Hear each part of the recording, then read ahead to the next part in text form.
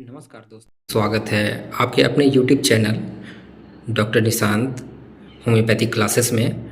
और आज एक नया चैप्टर जो कि एलेंस की नोट से लिया गया है, उसमें हम लोग देखेंगे एक नया मेडिसिन के बारे में पढ़ेंगे जिसका नाम है एक्टिया रेसिमोसा, जिसको हम लोग सीमी सिफिगा के भी नाम से जानते हैं। तो सबसे पहले हम लोग देखते हैं इसका कॉमन नेम क्या है। कॉमन नेम है ब्लैक कोहोस और ये फैमिली जो है वो रेनकुलेसी फैमिली से बिलोंग करता है। अब हम लोग देखते हैं इसका सिम्टम या रेड लाइन सिम्टम हम लोग बोल सकते हैं, क्योंकि एलेंस की नोट में एक एक सिम्टम एक तरह का एक रेड लाइन सिम्टम है जो मेडिसिन में मिलता है। और हम लोग कोई भी पेशेंट जब देखते हैं तो उसमें अगर इस तरह का सिम्टम अगर मुझे देखने को मिलेगा तो हम लोग सीधा वो मेडिसिन को प्रिस्क्राइब कर सकते हैं।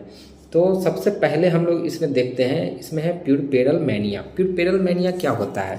ये एक साइकेट्रिक इमरजेंसी होता है जो कि चाइल्ड बर्थ के बाद होता है और ये 2 से 4 वीक तक रह सकता है। इसमें मैनिया में डिल्यूजन, हेलुसिनेशन, कन्फ्यूजन या एक्सट्रीम मूड चेंज देखने को मिलता है। तो ये प्यूरपेरल मैनिया जो है चाइल्ड बर्थ के बाद देखने को मिलता है, इसलिए इसका नाम है प्यूरपेरल मैनिया।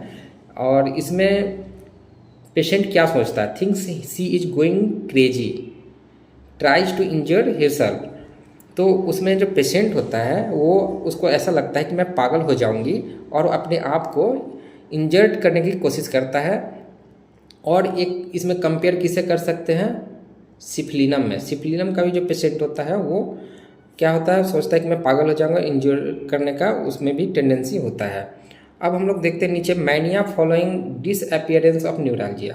मैनिया जो होता है इसमें वो कब होता है? न्यूरालजिया जब नर्व में पेन होता है तो उसका जब डिसअपियरेंस होता है उसके बाद हम लोग को देखने को मिलता है। और इसमें एक बहुत ही इंपॉर्टेंट रेड लाइन सिम्टम ये है, sensation as if heavy black cloud has settled all over her and enveloped her head so that all is darkness and confusion. उसको पेशेंट को हमेशा क्या लगता है कि मेरे सर के ऊपर में एक बहुत ही बड़ा हेवी क्लाउड जो है वो सर के ऊपर में ये, और जहाँ जहाँ चल रहा है वहाँ उसके साथ में ट्रैवल कर रहा है और उसके पूरे सर को घेर लिया है, इसलिए उसको हमेशा डार्कनेस एंड कन्फ्यूजन की स्थिति बना हुआ रहता है। Illusion of A mouse running under her chair, ये बहुत बार ये एग्जाम में पूछा गया है। एक ये क्वेश्चन कि सर के ऊपर सेटल्ड है ब्लैक क्लाउड, ये किस मेडिसिन में है? और illusion of mouse running under the chair, ऐसा लगता है कि उसके चेयर के नीचे से एक माउस जो है वो चला गया, ऐसा हमेशा उसको फील होता है। इस तरह का जो सिम्टम है वो लैक कैनाइनम और एथुजा साइनोपियम में भी देखने को मिलता है। ये बहुत ही इंपॉर्टेंट सिम्टम है। उसके बाद सिलियरी न्यूरैल्जिया। सिलियरी न्यूरैल्जिया क्या होता है?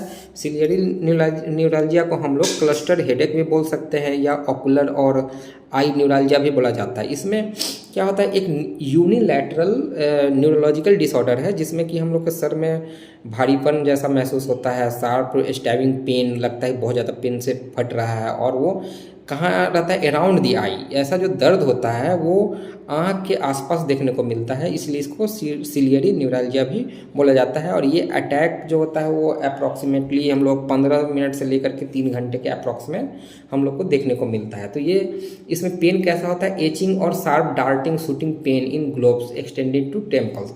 जैसा कि हम लोग बोले कि आँख के चारों ओर जो ऑर्बिट का जो ग्लोब होता है वहाँ पे हम लोग को देखने को मिलता है और बहुत ही शार्प डार्टिंग पेन होता है, क्योंकि न्यूरैल्जिया है, नर्व में पेन है, तो बहुत ही शार्प पेन देखने को मिलता है। और ये पेन जो है टेम्पल्स तक और वर्टेक्स ऑसिपिट तक हम लोग को देखने को मिलता है। और ये एग्रावेशन कैसे होता है? गोइंग अप टू स्टेयर, सीढ़ी चढ़ने से उसको बढ़ जाता है और आराम करने से, नीचे आराम करने से उसको आराम महसूस होता है पेशेंट को। Heart troubles from reflex symptom of uterus और ovaries.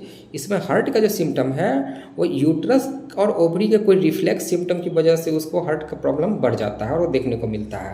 Heart action ceases suddenly, impending suffocation, हृदय का धड़कन अचानक से लगता है जैसे कि रुक जाएगा और उसे दम घुटने का खतरा हमेशा उसको महसूस होते रहता है कि मुझे लगता है कि दम घुट जाएगा, मैं मर जाऊंगी या मर जाऊंगा, ऐसा उसको हमेशा देखने को मिलता है। उसके बाद हम लोग देखते हैं पल्पिटेशन फ्रॉम लिस्ट मोशन, ये डिजिटलिस्ट में भी हम लोग को देखने को मिलता है कि हम लोग देखेंगे कि एक्टिया रेसिमेशा में ये ज़्यादातर जो पल्पिटेशन होता है थोड़ा सा मूव करने से ज़्यादा देखने को मिलता है। और मेंस जो था इरेगुलर एग्जॉस्टिंग, मेंस के बारे में भी एक सिम्टम जो बहुत ही इंपॉर्टेंट है वो मैं बाद में बताऊंगा, आप लोग को देखने को मिलेगा, जो कि एग्जाम में बार बार पूछा जाता है। ये जो टेस्ट सीरीज हम लोग जो रिवीजन सीरीज है वो इसलिए है कि आप लोग एग्ज़ाम का प्रिपरेशन इसको अच्छे ढंग से करें, और इसीलिए मैं एक एक वर्ड एक एक लाइन को अच्छे से समझा करके आगे चल रहा हूँ, ताकि आप लोग को एग्ज़ाम में बहुत ही फ़ायदा हो और आप लोग को एक बार देखने से पूरी कॉन्सेप्ट को क्लियर हो जाए। तो इसमें जो मेंसेस होता है वो इरेगुलर एग्जॉस्टिंग होता है, ये एलुमिना और कोकलस में भी देखने को मिलता है। डिलेड और सप्रेस्ड में मेंटल इमोशन, इसमें जो मेंस होता है वो डिलेड हो सकता है या सप्रेस्ड हो सकता है, किसकी वजह से? मेंटल इमोशन की वजह से। From cold, from fever, with Korea, hysteria और मैनिया, इसमें आप हमेशा देखेंगे ना कि कोरिया, हिस्टीरिया और मैनिया, ये तीन चीज़ आपको हमेशा ही इसके साथ में कंकमिटेंट के रूप में आपको देखने को मिलेगा। Increase of mental symptom during, और ये जो सिम्टम है ये हमेशा आपको मेंटल सिम्टम के रूप में देखने को मिलता है। फिर है स्पाज्म, हिस्टीरिया और epileptic reflex from uterine region, तो ये हिस्टीरिया, एपिलेप्सी, मैनिया, ये सब आपको सभी के साथ कंकमिटेंट सिम्टम में देखने को मिलता रहेगा। रिफ्लेक्स फ्रॉम यूट्राइन डिजीज, अभी हम लोगों ने बात कर रहा था कि यूट्रस में कोई प्रॉब्लम है या ओवरी में कोई प्रॉब्लम है, तो उसके वजह से अगर कोई रिफ्लेक्स सिम्टम आ रहा है तो उसके लिए हम लोग एक्टिया डेसिमोसा या सिमिसिफ्यू का भी इसका दूसरा नाम है, तो हम लोग इसको यूज कर सकते हैं। Words during menses, chorea, aggravation left side, severe left sided inflammatory mammary pain, इसमें severe left sided inframammary pain है। स्टिलोगो में भी आपको ये चीज़ देखने को मिलेगा, लेफ्ट साइड में जो मेमोरी ग्लैंड है उसके नीचे में आपको पेन देखने को मिलता है।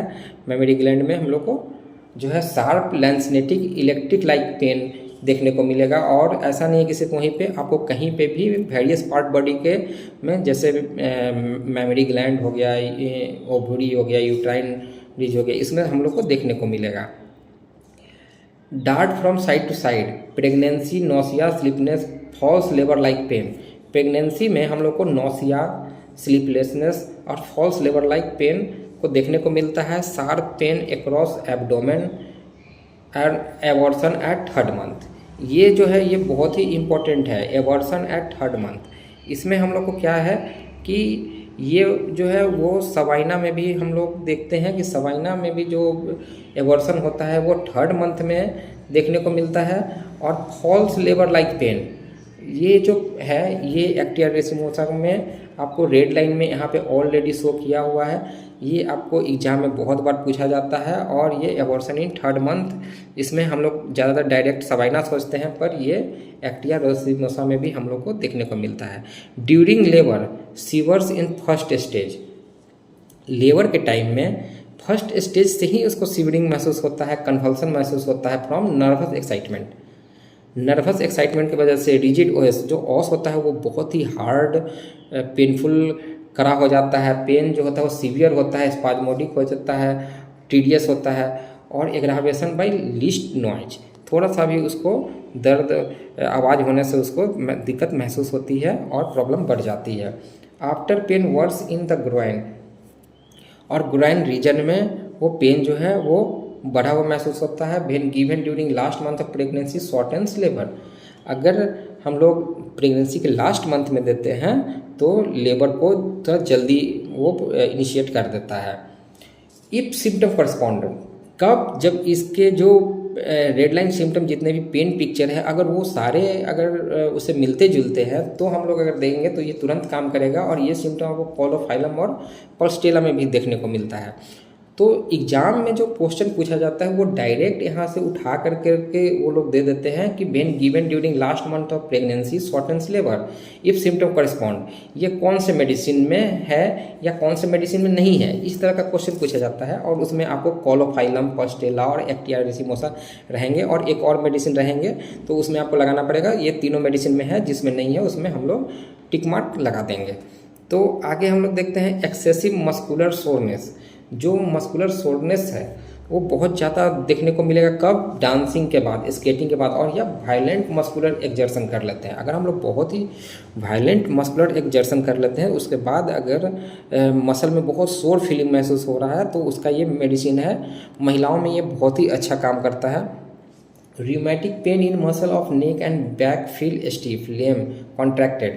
रिमेटिक पेन का जो होता है वो मसल में इतना स्टीफनेस फील होता है, नेक में और बैक में बहुत ज़्यादा लेम फील महसूस होता है कि कुछ काम नहीं कर पाता है, हमेशा मन करेगा कि सोया हुआ रहे, इस तरह का महसूस होता है। स्पाइन बहुत सेंसिटिव हो जाता है from using arm swing, type writing, piano playing. ये भी आपको ये देखने को मिलता है कि जब पियानो प्लेइंग करते हैं या फिर टाइप राइटिंग करते हैं, इस तरह का कोई भी एक्सरसाइज करने के बाद क्या होता है, मस्कुलर एक्जर्सन करने के बाद में बहुत ही स्टिफनेस और लेम फीलिंग महसूस होता है।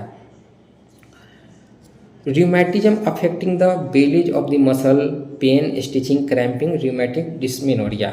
रिमेटिज्म क्या होता है, belly affecting the belly of the muscle, muscle का जो बेली होता है वो जो फूला हुआ पोर्शन होता है उसको ज़्यादा इफेक्ट करता है। उसमें पेन, बहुत स्टिचिंग, क्रैम्पिंग होता है और रिमेटिक डिस्मेनोरिया होता है। रिमेटिज्म के साथ में जब डिस्मेनोरिया हो तो उसमें रिमेटिक डिस्मेनोरिया में ये मेडिसिन दिया जाता है। अभी इसका रिलेशनशिप देखते हैं। रिलेशनशिप हमेशा इसको देखा करिए, इससे बहुत सारे क्वेश्चन आते हैं, ये सिमिलर किस किस चीज़ से है। अभी हम लोग ने बात किया था कॉलोफाइलम और पल्स्टेला, ये देखिए कॉलोफाइलम और पल्स्टेला, इसके सिम्टम इसमें मिलते हैं, इसलिए ये उससे रिजेंबल्स है इन यूट्राइन एंड रिमेटिक अफेक्शन में। और हम लोगों ने बात किया था लिलियम टिक और सिपिया एगेरिकस, ये इससे भी देखिए एगेरिकस, यहाँ पे हम लोग जो पियानो टाइप राइटिंग वाले जो हम लोग देख रहे थे उसमें एगेरिकस बहुत काम करता है। लिलियम टिक और सिपिया जो है वो हम लोग देखे थे कि 3rd मंथ में अगर एबॉर्शन होता है तो हम लोग इसको देते हैं, तो इसलिए ये यहाँ पे हम लोग को देखने को मिलता है रिलेशनशिप में। इससे आपको ऐसे करके पढ़ेंगे तो आपको हमेशा याद रहेगा। अभी लास्ट हम लोग देख लेते हैं एग्रावेशन और एम्यूलेशन के बारे में। तो एग्रावेशन में देखें during menstruation the before the more profuse the flow the greater the suffering. ये बहुत ही ज़्यादा इंपॉर्टेंट है, इसको आप लोग ध्यान से हमेशा याद करिए। इतनी बार एग्जाम में पूछा गया है कि एग्रावेशन जो होता है during menstruation the more profuse the flow, the more profuse the flow greater the suffering, ये कौन से मेडिसिन में है? तो इसका आंसर क्या है, सिमिसिफ्यूगा या एक्टिया रेसिमोसा। तो थैंक्स अ लॉट। फिर से हम लोग नए सेशन में मिलेंगे और इसी तरह से एलेंस की नोट के हम लोग रिवीजन सीरीज में आगे देखते रहेंगे। तो आगे भी आप लोग को नोटिफिकेशन प्राप्त होने के लिए कि वीडियो टाइम से आपको मिले और आप लोग रिवीजन फिर से कर पाएँ, अपने दोस्तों को भी इस चैनल को सब्सक्राइब करने के लिए बोलें और खुद सब्सक्राइब करें। लाइक सब्सक्राइब करना बिल्कुल भी ना भूलें। Thank you so much.